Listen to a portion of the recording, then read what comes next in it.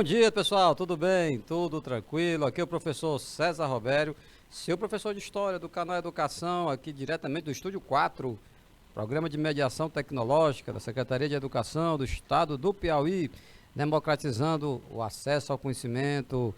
Bom dia para a Sara, nossa intérprete de Libras, e para você, que hoje é um dia muito especial para nós, Dia do Estudante, né? Nós todos somos eternos estudantes, né, Sara? Nós estamos sempre estudando, sempre aprendendo, tá certo? É triste aquela criatura que deixa de estudar, que deixa de aprender. Tá legal? Nesta segunda aula, nós vamos dar sequência a um conteúdo que nós iniciamos na aula anterior. Nós hoje estamos tratando sobre um processo muito interessante, que é a Revolução Russa de 1917, tá? É uma história que repercutiu, que teve desdobramentos, tá legal? Serviu até de paradigmas, né, de modelo, de referência para alguns outros países e outros processos revolucionários. Vamos lá? Como é que começa essa situação? Aqui vou fazer um link com a aula anterior, que nós encerramos exatamente neste slide, né? Por quê? Porque no slide anterior, fazer aqui uma retrospectiva rapidinho, se você perdeu a primeira aula, vai lá na plataforma do canal Educação, que a nossa equipe vai disponibilizar para você, tá legal? Na aula anterior, nós vimos todo o processo histórico do Império Russo, que acabou culminando exatamente neste março de 1917. Tá? Março de 1917, o movimento revolucionário, ele foi deflagrado. Aqui no slide está posto deflagrado, mas entenda no sentido de que é um momento em que há uma culminância, vamos dizer assim, de um processo que começou bem antes. Porque há muito tempo que vinham as insatisfações. Nós tivemos o Domingo Sangrento, em 1905, né, em que centenas foram mortos, querendo só entregar um papelzinho, um documento, um abaixo-assinado para o czar Nicolau II. As insatisfações com a permanência da Rússia na Primeira Guerra Mundial. Tá legal? Então, pronto, 1917 transbordou, né, a gota d'água, derramou. Tá legal? E aí o povo vai para as ruas. Vocês estão vendo aí a imagem, né? Tanto nos grandes centros urbanos, como também no campo. O movimento ele é generalizado, de tal maneira que o czar Nicolau II, ele não tem outra alternativa a não ser abdicar ao trono. Foi o que aconteceu em fevereiro de 1917. Nós não temos fotografia desse momento, né? Mas como nós não temos também um registro fotográfico no momento que Dom Pedro I abdicou ao trono no Brasil, em 1831, mas aqui é um desenho, uma pintura, né? Representa o czar, Nicolau II, entregando aí um documento, um papel, em que ele admite que não tem mais como ser o czar, né? O imperador da Rússia. Então ele abdica do trono, em fevereiro de 1917. Aí só Deus sabe o que estava passando na cabeça do czar, da esposa, dos filhos, né? Porque há uma situação de imprevisibilidade num momento como esse, pessoal. Alguém já disse que nós sabemos como é que... Podemos até imaginar como é que uma revolução se inicia, mas nós não temos como afirmar como é que ela vai terminar. Tá entendendo? Então, há uma imprevisibilidade enorme. Tanto pode ser um movimento... digamos assim, que termine de forma pacífica, como foi, por exemplo, na Inglaterra, a Revolução Gloriosa. Chama-se gloriosa porque não houve derramamento de sangue. Aqui no Brasil, quando a República foi proclamada, em 1889, deram 48 horas para Dom Pedro II se retirar do Brasil. Mas ele não foi preso, ele não foi torturado, ele não foi morto, tá legal? Mas vamos ver o que vai acontecer com o nosso amigo czar, o Nicolau II, ele que está abdicando ao trono. E deve ter sido muito doloroso. Deve ter sido muito doloroso para ele.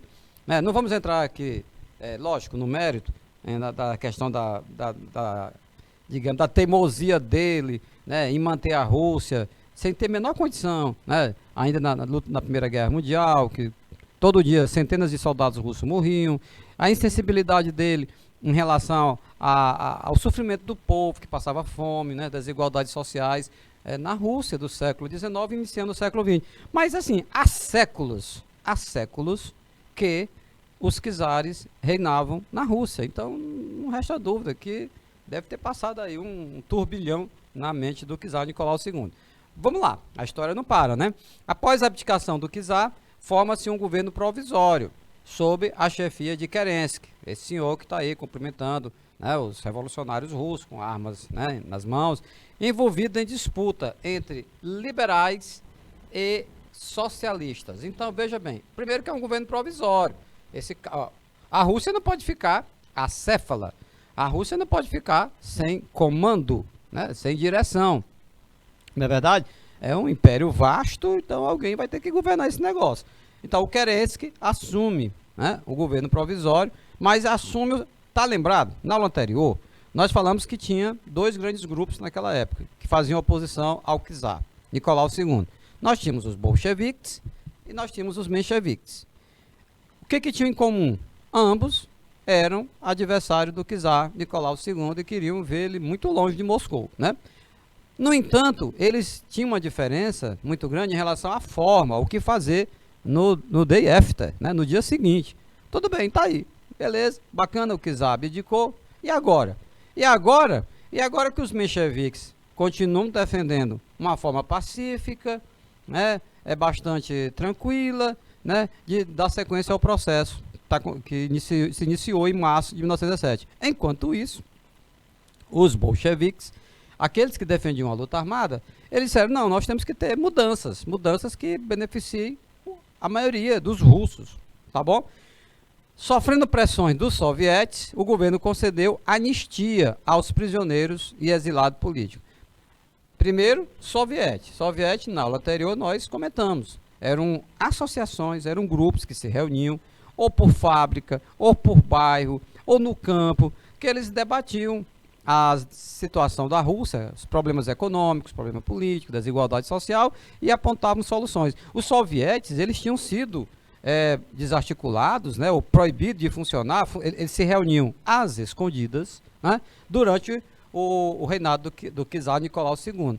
E agora, Kerensky está no poder, o Nicolau II abdicou, pois então os sovietes, eles entendem que o momento é de avançar no sentido das pressões. Como, por exemplo, eles vão pressionar para que aquelas lideranças que tinham sido exiladas e expulsas da Rússia, para que eles voltassem para o seu país, né? Como também que se libertasse os presos políticos. Está aí colocado na sua tela, né? O soviete pressionando para que o Kerensky concedesse anistia aos prisioneiros e aos exilados políticos, tá? Aos prisioneiros e aos exilados políticos. Tá legal?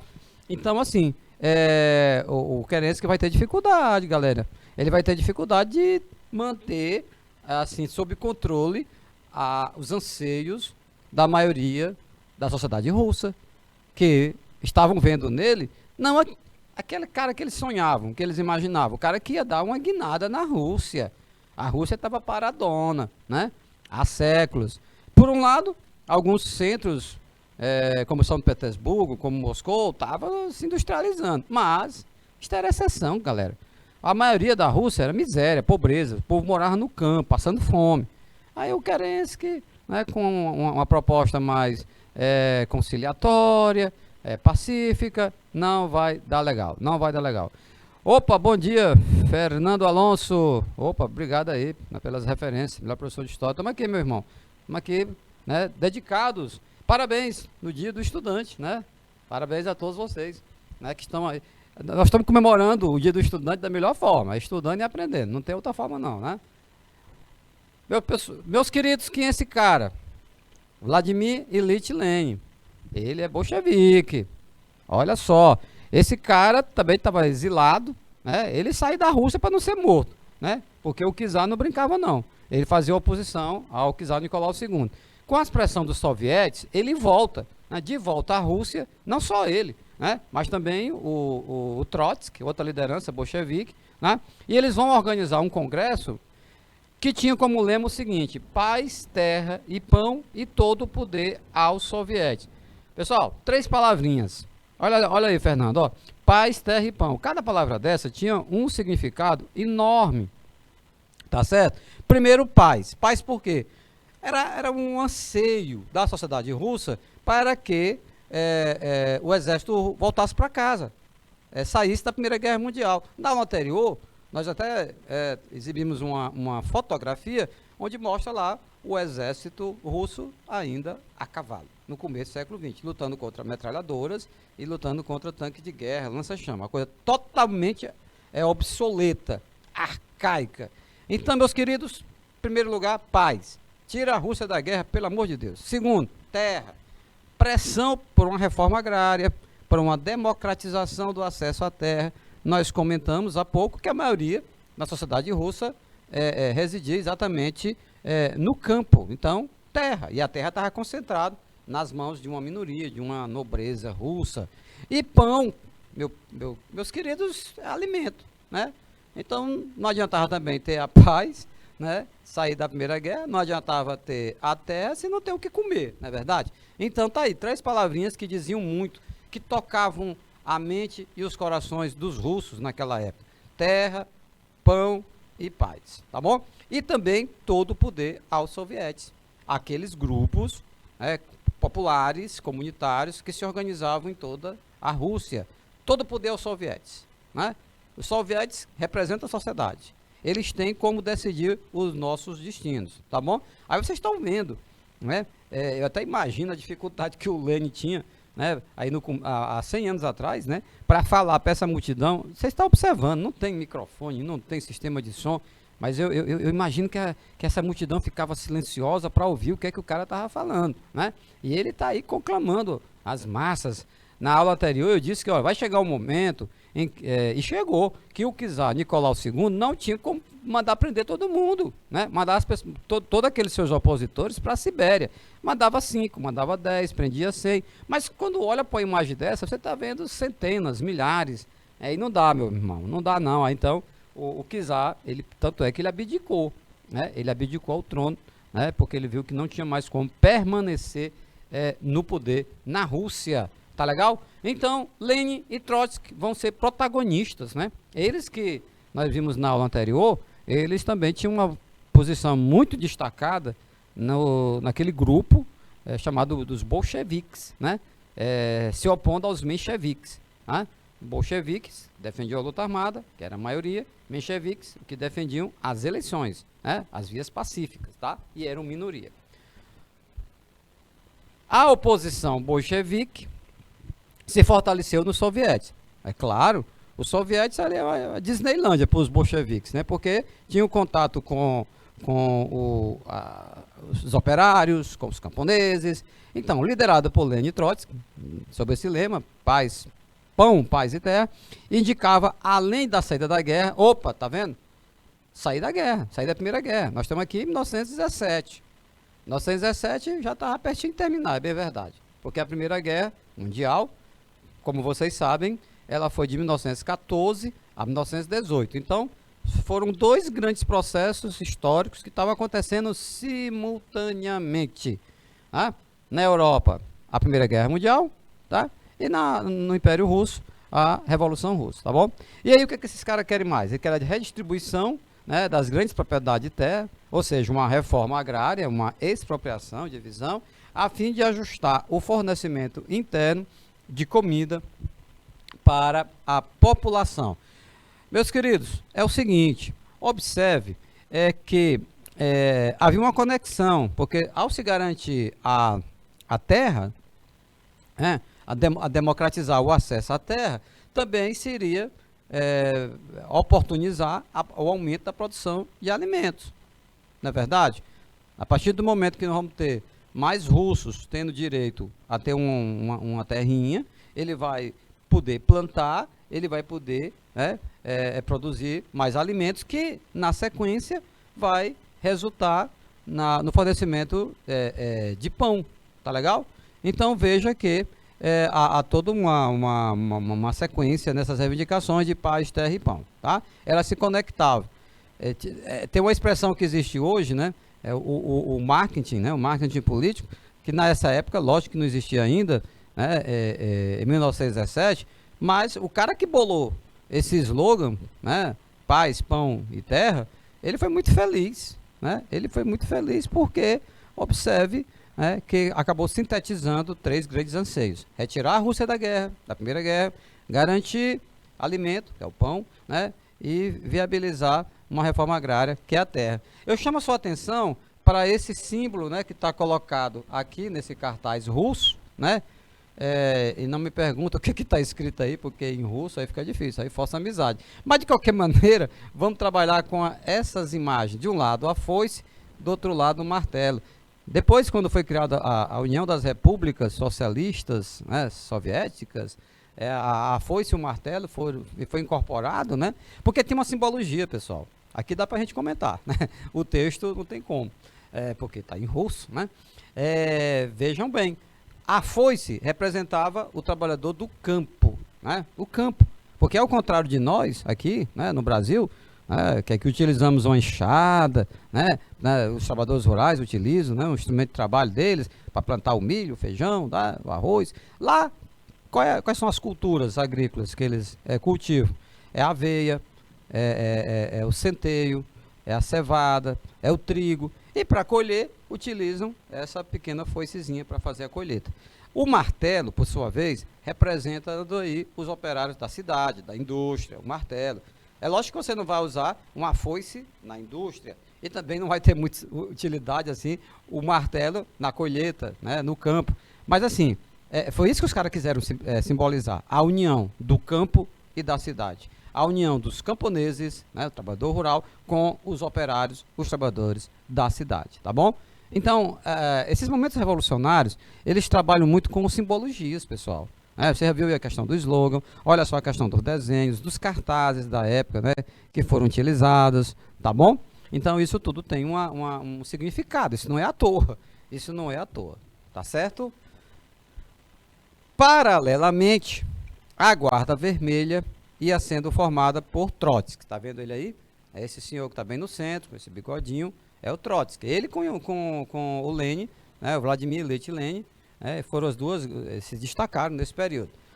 Pessoal, é o seguinte, vocês sabem que toda vez que tem uma mudança assim, de poder, de governo, há uma insegurança. Vocês viram há pouco que o czar Nicolau II abdicou ao trono, em 1917. Mas, lembrem que tem toda uma galera, né, que vivia ao redor do czar, que se beneficiavam, né, dessa proximidade com o czar Nicolau II, que tinha privilégios, tá certo? Que ganhava, né, tinha vantagens. E essa turma não está nada satisfeita com estas mudanças que estavam acontecendo na Rússia, né? É lógico que eles vão procurar se articular para restabelecer aquela situação que era antes do czar abdicar. Vocês estão entendendo? Então, assim, não é uma coisa tranquila, a parada não estava resolvida, tão somente com a abdicação do czar. Eles também não podiam se acomodar, né? Essa turma que está no poder na Rússia, eles vão ter que se organizarem para garantir, né, aquelas mudanças, aquelas transformações. Eles não querem fazer uma reforma agrária, eles vão contrariar interesse. Lógico, dos proprietários de terra, não é não? Então, vejam bem, a elite russa, a nobreza russa, né, os grandes industriais na Rússia, que eram beneficiados com o governo do czar, né, do Nicolau II, eles vão, logicamente, que vão reagir. O czar abdicou, mas podemos até imaginar que o czar possa ter calculado o seguinte: não, eu vou abdicar, mas tem um pessoal que está do meu lado. Enquanto eu saio do trono, eles vão se organizando, vão se mobilizando e vão procurar resgatar, né, a situação que estava antigamente e vão me colocar de novo no trono. É nesse contexto, pessoal, que o Trotsky vai organizar a chamada Guarda Vermelha. E o que era a Guarda Vermelha? Você está vendo aí uma imagem, né? Então, pessoas, homens populares mesmo, pegavam em armas e começavam a se alistar, né, como voluntários da Guarda Vermelha.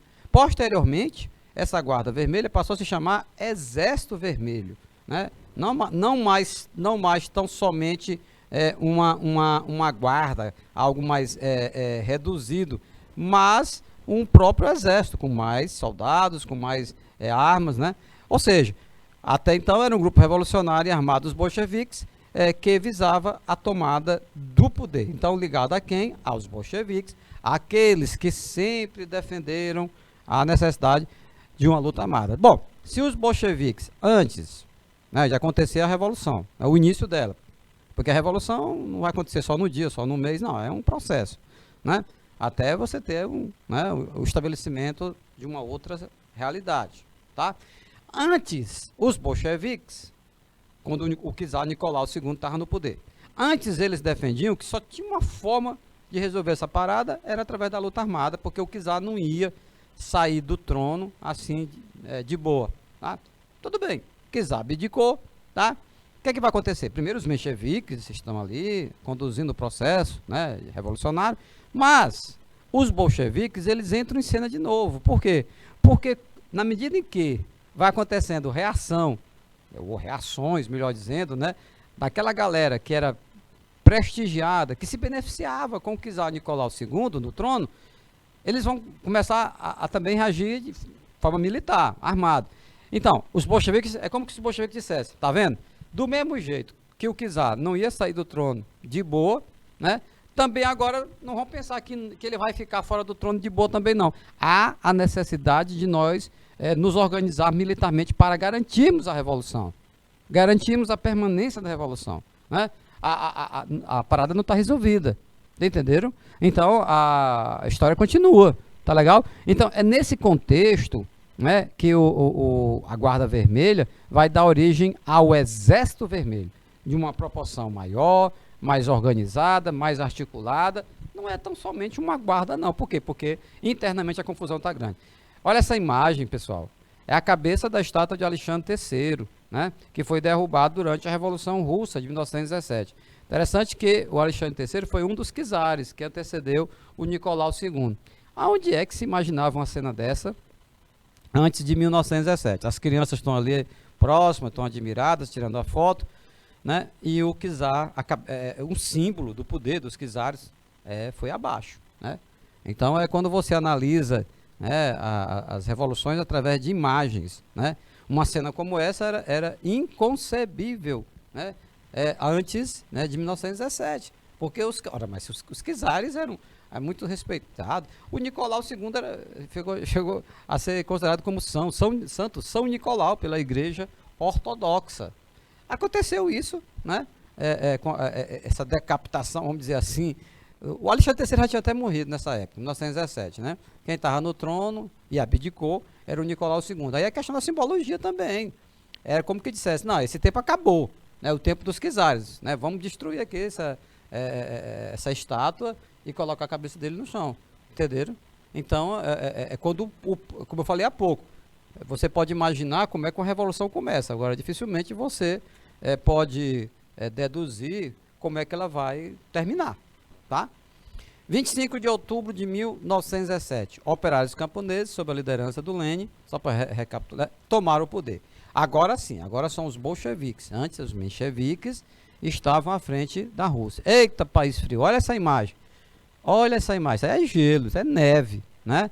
E a roupa bem, né, bastante robusta para poder proteger do frio. Do mesmo jeito que nós teríamos dificuldade, nós aqui no Nordeste teríamos dificuldade, né, de enfrentarmos um frio deste na gelada Rússia, eu também posso deduzir que eles teriam dificuldade de passar algum tempo aqui, Ismael, no nosso Nordeste, né? Porque aí tudo bem que o ser humano se adapta ao deserto, se adapta ao Polo Norte, à Sibéria, mas acaba levando um tempozinho para se adaptar. Então tá aí. O Lenin, nessa imagem, você está vendo aí as duas grandes lideranças, lado a lado. Deixa eu marcar aqui, para poder ficar mais claro, né? Esse é o Vladimir Ilyich Lenin. Esse aqui é o Leon Trotsky, aquele líder, né, do Exército Vermelho. Eles assumem um protagonismo, né? Duas grandes referências nesse período da Revolução Bolchevique, agora, né? Porque nós tivemos no início, como eu já falei há pouco, a Revolução Menchevique, na sequência a Revolução Bolchevique, né? Então, operários e camponeses, sob a liderança do Lenin, tomaram o poder. Ora, quando eu falo operários e camponeses, me vem à mente aquela simbologia da foice e do martelo. A foice representando os camponeses e o martelo representando a participação dos operários, né, os operários da indústria, tá legal? Então, era uma revolução. Porque, pessoal, interessante isso, né? Para fazer aqui um parêntese para debater com vocês sobre esse conceito, revolução. Se você perguntar, professor, no nosso país já tivemos alguma revolução? Ora, se você entender revolução como um processo que resultou em mudanças estruturais na economia, na política e na sociedade, na cultura, nós não tivemos revolução. No Brasil, não. Ah, professor, mas e a Revolução de 30 do Vargas? Bom, os próprios que conduziram aquele processo deram este nome de Revolução de 30, né? Mas quem era o cara que estava à frente? Não era o Vargas? Getúlio Dornelles Vargas? Ele era alguém do povo, alguém de origem humilde? Não. Era um rico fazendeiro gaúcho, lá de São Borja, tá? Tinha sido ministro do presidente Washington Luiz. Então não houve essas mudanças radicais, estruturais na economia, na sociedade. Houve uma mudançazinha. Como? Antes eram os cafeicultores que dominavam durante toda a República Velha, tá? E agora, a partir de 30, passaram a dominar, né? O Vargas vai ficar 15 anos até 45. Agora, a rigor, convenhamos, não houve uma revolução. Se você for assim bastante exigente, né, com o conceito de revolução, tá legal? Da mesma forma, teve uma turma aí que defendia, que divulgava que no Brasil em 64 tinha havido uma revolução de 64, até um certo tempo desse atrás ainda constava em alguns livros didáticos. Que revolução? Que mudança brusca, que mudança radical na economia, na sociedade, na política? Isso não houve. Então, não houve revolução. Ou foi um golpe, né, um golpe de Estado, em que os militares se apoderaram do poder e ficaram 21 anos, 64 até 85. Tá legal? Então, assim, a rigor, né, sendo criterioso com o conceito, nós não tivemos revolução. Ah, professor, e na França, em 1789? Ah, ali foi uma revolução. Porque acabaram com a monarquia absolutista, a burguesia que não tinha o poder político passou a ter. Então, faz sentido falar revolução. Na Rússia, que nós estamos estudando agora, houve uma revolução? Com certeza. Os czares que há séculos e séculos, amém, dominavam a Rússia, eles são afastados, né? E aí assume um novo governo com a proposta, inclusive, socialista, né, seguindo as ideias de Karl Marx, Frederick Engels, que a gente vai ver em outras aulas, né? Por enquanto, vamos tratar do processo revolucionário. Os bolcheviques vão colocar em prática, porque o Kerensky ficou naquela, né, no comecinho, o Kerensky que era menchevique, não queria, ainda demorou um pouquinho para tirar a Rússia da guerra, né? Os bolcheviques, né, não foi nem eles, né, os mencheviques, já foi na fase dos bolcheviques. Os bolcheviques cumpriram aquilo que eles estavam defendendo, né? Em teoria. Não tinha aquele slogan? Paz, terra, paz, pão e terra, né? Ou seja, os bolcheviques, ao chegarem ao poder, distribuíram as terras entre os camponeses, então eles vão cumprir a promessa, né? Não estão para brincadeira, os bolcheviques, eles distribuem a terra para os camponeses, tá? Estatizaram os bancos. Professor, peraí, explica esse negócio aí, eu quero entender. Estatizar um banco. Como é que é isso? Estatizar os bancos é o seguinte, pessoal, aqueles bancos que eram privados, que eram bancos particulares, eles passaram a ser estatizados, pertencerem ao Estado, ao governo, na Rússia. Ah, professor, dá um exemplo. Tudo bem, olha, aqui no Brasil você tem bancos privados, né? Sem fazer merchandising, você tem o Bradesco, tem o Itaú e tal, são bancos privados, eles têm donos, né? Agora você tem os bancos estatais, você tem a Caixa Econômica, você tem o Banco do Brasil, o Banco do Nordeste, você está entendendo? Então, naquela época, o que é que os bolcheviques fizeram? Os bolcheviques pegaram os bancos que eram particulares, que eram privados, que tinham dono, e estatizaram. Passou a ser banco oficiais, banco do governo, bancos que pertenciam a todos, ou seja, estatais, tá legal? Professor, como é que é o contrário? Ah, meu irmão, o contrário é privatização. Se você pega, imagine que se alguém pretender transformar o Banco do Brasil, que é uma estatal, né, em um banco privado, particular, que deixe de pertencer à sociedade brasileira e passe a pertencer a algumas pessoas apenas, né, você vai ter o contrário, aí seria uma privatização. O que ocorreu na Rússia foi estatização, tá legal? As estradas de ferro, isso aqui tem a ver com a modernização, né? E as indústrias também passaram para o controle dos operários, tá lembrado? Aquele outro slogan, né, do Lenin e do Trotsky, todo o poder aos sovietes, né? Então os sovietes vão passar a administrar as estradas de ferro, né? E as indústrias também, tá legal? Ah, aqui sim, galera, aqui sim você pode falar em revolução, tá entendeu? Não é uma coisa pequena, não é uma mudança cosmética. O que é que essa expressão quer dizer, mudança cosmética? Ora, mudança cosmética é só na superfície, né? Uma coisa é você utilizar cosmética, outra coisa é fazer uma cirurgia plástica, né? Com a metáfora aqui seria, a revolução seria a cirurgia plástica, né? A mudança superficial é uma mudança cosmética. Se você está lendo um texto e vê alguém colocar essa expressão, pode ficar certo que ele quis dizer que não houve nada profundo, né? Foi algo apenas aparente, tá bom? Então olha aí, isso aqui é uma gravura, né? A multidão aí armada, pegando em armas, um momento revolucionário. Observe que o Lenin está discursando, e bem aqui aparece um cara que eu estou vendo, que ele vai ter um destaque muito grande, que é o Joseph Stalin. Stalin já está aparecendo aqui na imagem. Vamos ouvir muito falar do Stalin em outras aulas, né? Em outras aulas, porque com a morte do Lenin, né?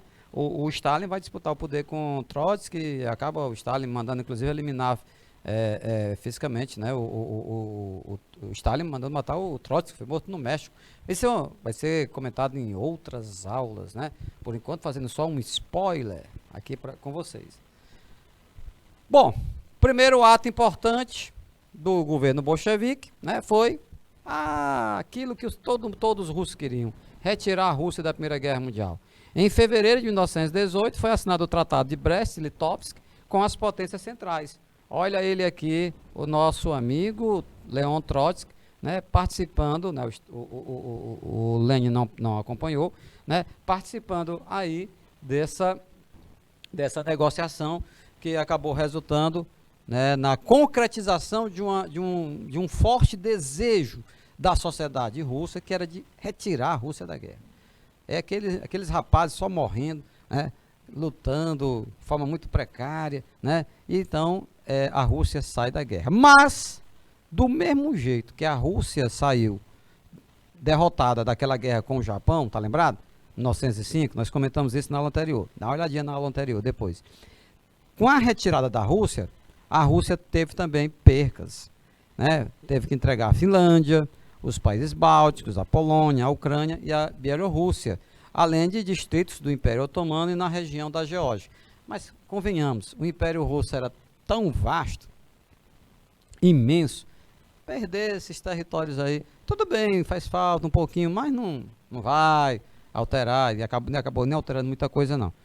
A relação custo-benefício, galera, foi bem positiva, né? A Rússia acabou poupando a vida de muitos que poderiam ainda morrerem participando daquela guerra insana, em condições totalmente despreparados, né? E também sem nenhuma motivação, tá legal? Então, grave isso, Tratado de Brest-Litovsk, a Rússia se retira da Primeira Guerra Mundial. Por quê? Porque eles têm muitos problemas internos para resolverem. Já tem tanta confusão dentro da própria Rússia que eles não tinham também, tá aí um outro motivo para se retirar da Primeira Guerra Mundial. Porque, tá lembrado? Daquela galera que era ligada ao czar Nicolau II, que está com saudades do tempo que tinha privilégios, né? Que tinha do bom e do melhor, eles vão organizar um outro exército, o Exército Branco. Há pouco nós comentamos que o Trotsky estruturou e estava liderando o Exército Vermelho. Então nós vamos ter uma guerra civil na Rússia. De um lado o Exército Vermelho, tá legal? Representando os bolcheviques, a revolução. E do outro lado o Exército Branco. O Exército Branco vai representar exatamente os interesses daqueles que querem voltar ao poder. É o que está colocado nesse slide. Guerra civil na Rússia. É russo contra russos. Porque lá na Primeira Guerra Mundial, era o exército russo lutando contra, né, o Império Austro-Húngaro, né, contra o Império Alemão. Agora não, é russo contra russo. Então, os 4 primeiros anos do governo bolchevique foram marcados por uma guerra civil que abalou profundamente o país. Bom, pessoal, então se você já tinha uma situação econômica muito grave na Rússia, desemprego, fome, miséria, e agora guerra. Mas agora a guerra é em casa. A guerra anterior era no exterior, na Primeira Guerra Mundial. Mas agora não. Agora, observe assim. Ou seja, para quem queria paz, tá lembrado do slogan? Paz, terra e pão. Conseguiu paz em parte, porque volta para casa o exército russo. Mas não volta para ter paz plena, não. Porque a guerra agora vai ser em casa. É uma guerra doméstica, vamos dizer assim. É uma guerra civil, de russos contra russos, tá? E uma guerra triste, né? Porque você está vendo que é uma guerra fratricida, uma guerra entre irmãos, né? Russos contra russos. Como nessas guerras civis, ninguém ganha, todos perdem, não é verdade? Porque aí você vai ter o próprio povo se matando, a economia se desorganiza totalmente. Porque na Primeira Guerra Mundial, o exército russo estava no exterior, né? Mas agora não. Agora você vai ter indústrias na Rússia sendo atacadas, incendiadas, campos também sendo destruídos, né? Então tem uma complicação várias, internamente. Tá legal? O Exército Vermelho, criado pelo Trotsky, como nós já comentamos, derrotou o Exército Branco, formado por nobres e burgueses, garantindo a permanência dos bolcheviques no poder. Tá legal? Então, como eu falei há pouco, quem eram os nobres? E esses burgueses? Era aquele povo que era beneficiado, que sempre tem, pessoal. Sempre tem aquela galera que fica ali perto do rei, né? Que é contemplado, né? Que tem seus interesses atendidos. É uma minoria, é bem verdade que é uma minoria.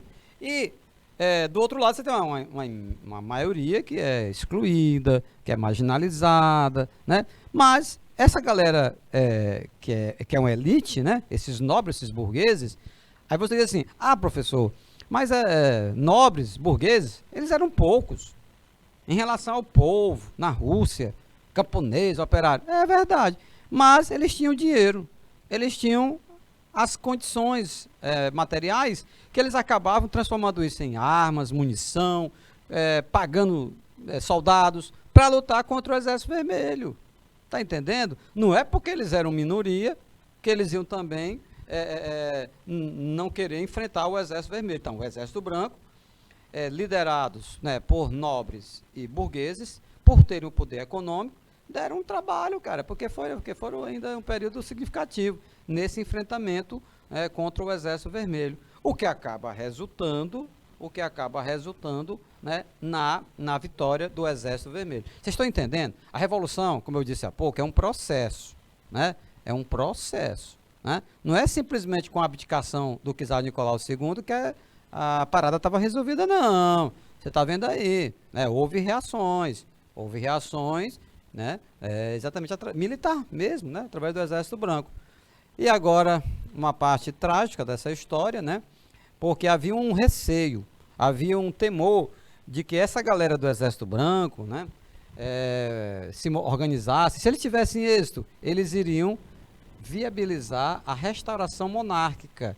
Ou seja, o czar que tinha abdicado, aquelas pessoas poderiam, do Exército Branco, reconduzir o czar Nicolau II ao trono.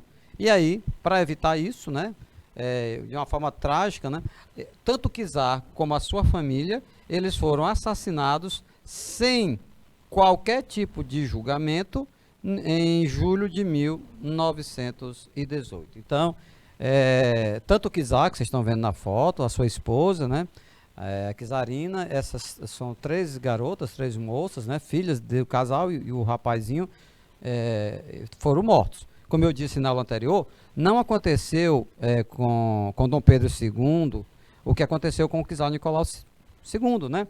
Porque aqui no Brasil, quando a República foi proclamada, havia também este receio de que aquelas pessoas ligadas a Dom Pedro II se mobilizassem para reconduzir Dom Pedro II ao trono.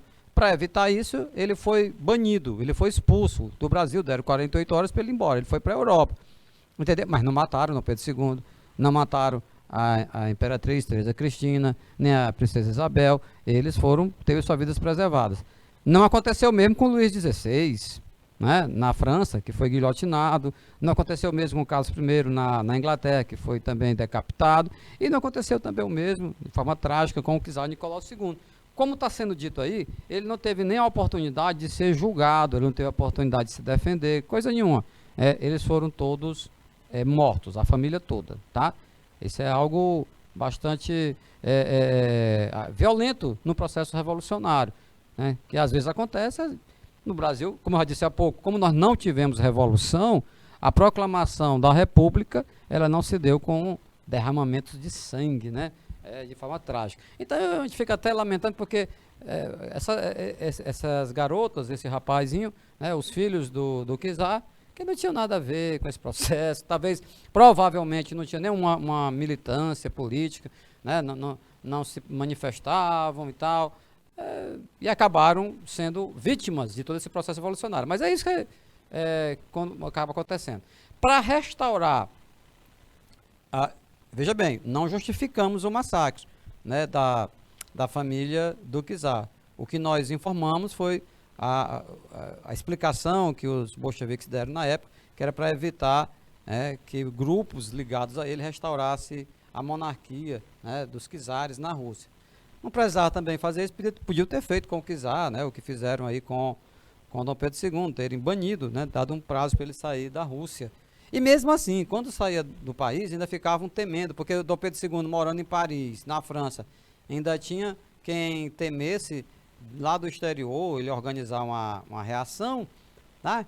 Vamos lá, voltando aqui para a Rússia. Para restaurar a confiança no governo, foi criada a NEP. O que é isso, professor? É uma sigla, Nova Política Econômica, que permitiu o quê? A entrada de capital estrangeiro e o funcionamento de empresas particulares. Peraí, para tudo. Como é que é, professor? Mas eles não se opuseram, né? Os bolcheviques não se opuseram ao que os czares vinham fazendo, sob o argumento de modernizar a Rússia, estavam fazendo parcerias com o capital estrangeiro. Sim, também não se opuseram às empresas particulares, tanto é que estatizaram bancos, né?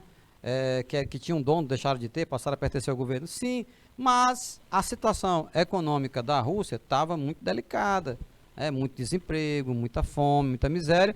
Então, o Lenin chegou até a dizer que essa NEP seria dar um passo atrás, agora, para dar 2 passos à frente em seguida. Ou seja, foi uma espécie de concessão, né, que eles fizeram em relação ao capitalismo, que eles estavam combatendo, para poder organizar a Rússia, porque a Rússia era muito atrasada, né? Tanto é, pessoal, que quando perguntaram ao velho Karl Marx se ele imaginava qual seria um país no mundo que tivesse condições, né, estruturais, né, para empreender uma reforma, uma revolução, melhor dizendo, uma revolução socialista, implantar o socialismo, ele respondeu sem titubear, a Inglaterra. Porque a Inglaterra tem um parque industrial bem consolidado, o capitalismo está consolidado, tem um movimento sindical muito forte, os operários já fazem greves, que nada. Já tinha até falecido, né, o Karl Marx. Mas foi lá na Rússia, um país atrasado, né, mais agrário do que industrializado, entendeu? Que aconteceu a primeira revolução. A história tem dessas coisas, né, dessas imprevisibilidades também. A aplicação da NEP, a nova política econômica, resultou no crescimento industrial e agrícola da Rússia. Ou seja, deu certo, né, funcionou, tá legal? Tá aí. Em 1922, a revolução foi em 17, lembra? Em 1922 foi criado, né, a União das Repúblicas Socialistas Soviéticas, não existe mais, né, mas foi criada logo após a Guerra Civil Russa, com a vitória, né, do Exército Vermelho, tá?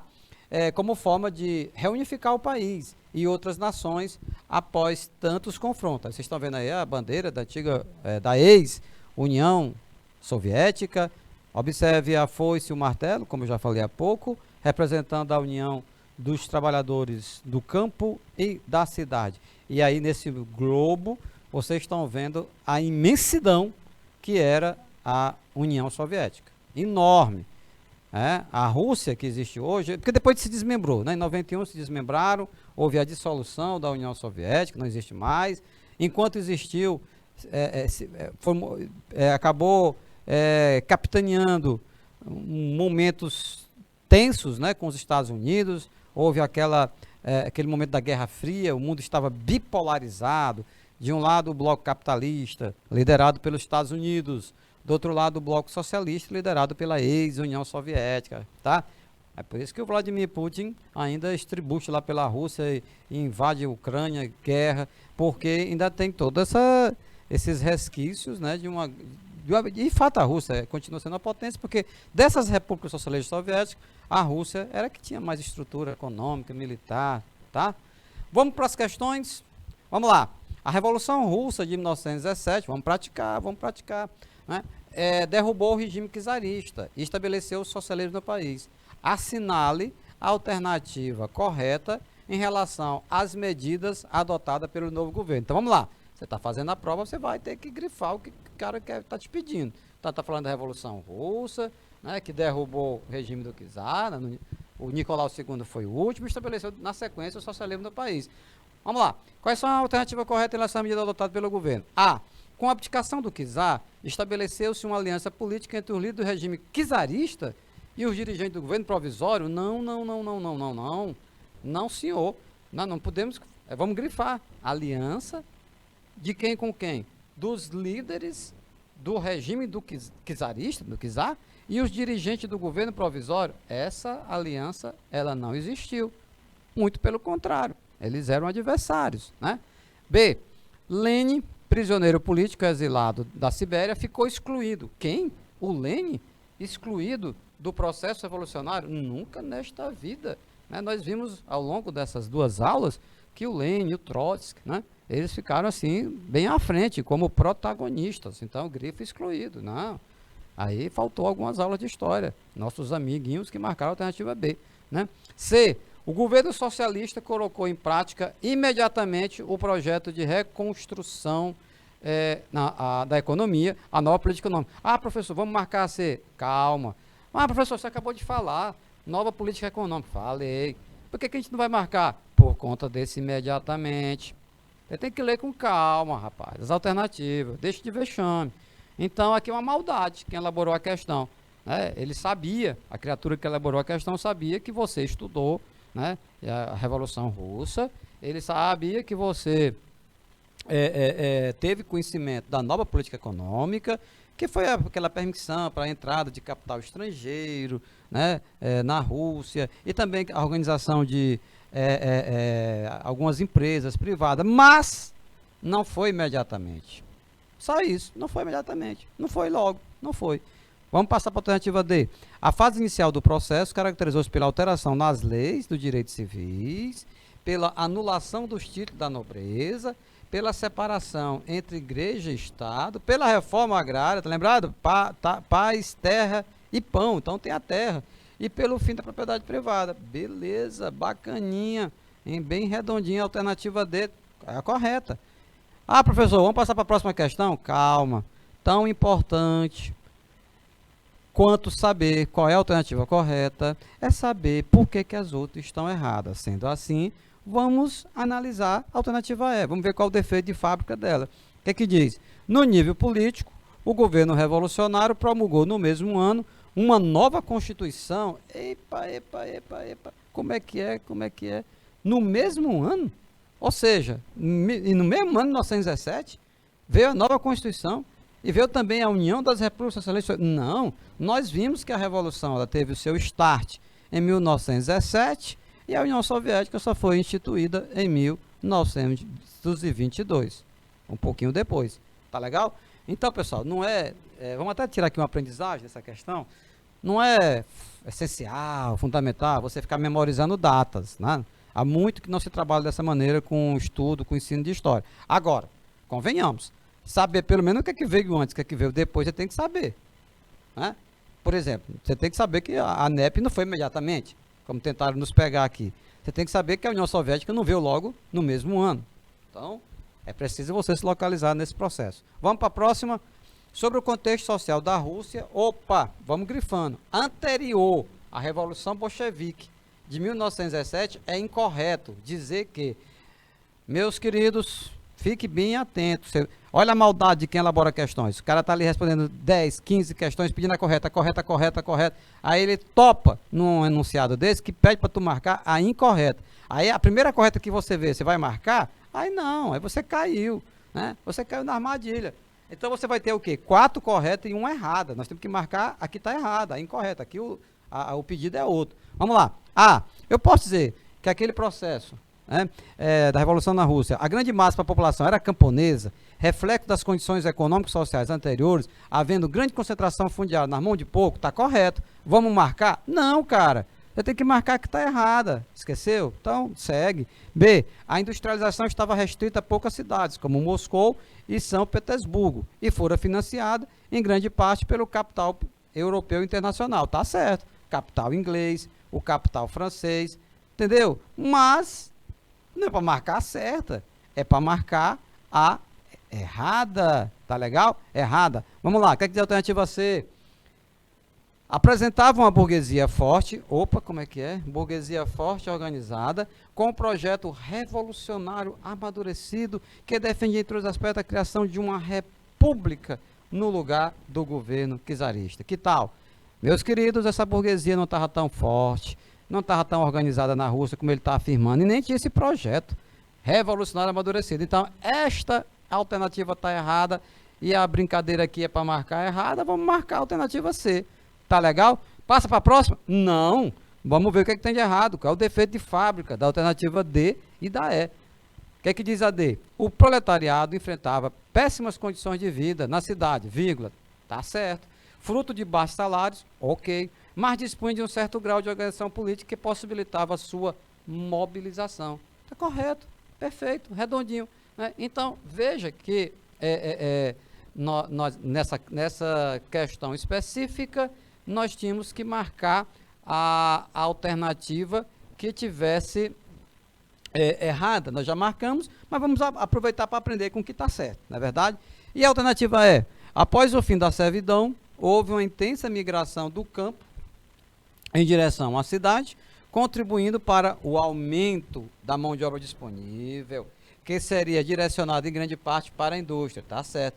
Inclusive, nós até comentamos, os czares querendo industrializar a Rússia, e de fato era algo interessante, né, deixar de ser um país agrário, mas também acabaram viabilizando o surgimento, né, do movimento operário, dos trabalhadores das fábricas. Vamos ver se ainda dá tempo, nesses 4 minutos que ainda restam, vamos rapidinho comentar essa próxima questão. Considerando em conjunto a Revolução de 1905, Domingo Sangrento, na Rússia, quanto às suas características e os resultados principais, pode-se afirmar do ponto de vista das origens de 1917, sua maior importância foi o quê? A. Possibilitar a instalação de uma monarquia constitucional, foi feito isso, dando liberdade. A monarquia constitucional foi, mas não deu liberdade aos políticos. Nós vimos que o czar Nicolau II, né, ele acabou não garantindo isso, tá bom? B, conceder autonomia às várias nacionalidades do Império Russo, além de revelar o acerto dos populistas. Meus queridos, autonomia não é uma palavra que rimava com a política do czar. O czar não dava autonomia para ninguém não, né? Ele fazia era restringir, né? Era censura, era prisão, mandava para a Sibéria. C. Permitir a eleição da Duma e completar a abolição da servidão, beneficiando milhões de camponeses. Então, a Duma até que foi eleita, aquela Assembleia, mas ele não completa a abolição da servidão, né? Se tivesse feito isso, podia até ser que tivesse evitado ou adiado a revolução que aconteceu em 1917, mas isso não aconteceu. D.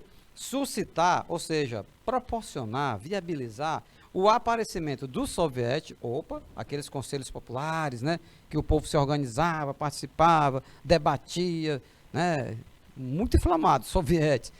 Demonstrar o peso decisivo do problema agrário, tanto é que o slogan era paz, pão e terra, reforma agrária.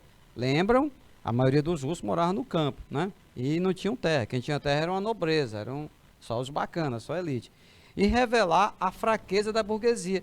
Sim, galera, fraqueza da burguesia, porque nos outros processos revolucionários, que nós comentamos há pouco, no caso da Inglaterra, no século XVII, O caso da França, no século XVIII, as burguesias desses respectivos países, elas foram protagonistas. Nós até afirmamos que foram revoluções burguesas. E, no entanto, aqui são revoluções proletárias. Então, meus queridos, esta é a alternativa correta, tá? Ah, professor, nos minutinhos que restam, o que é que tem de errado na E? Vamos lá. Abrir caminho para o desenvolvimento capitalista, assim como a reforma agrária, para o, como é que é? Eliminação dos partidos revolucionários? Não. Partidos revolucionários, né, eles foram exatamente, aliás, o partido revolucionário, porque depois você vai ter a concentração, né, só de um partido, o grupo dos bolcheviques, né, liderado pelo Lenin, né, pelo Trotsky e pelo Stalin.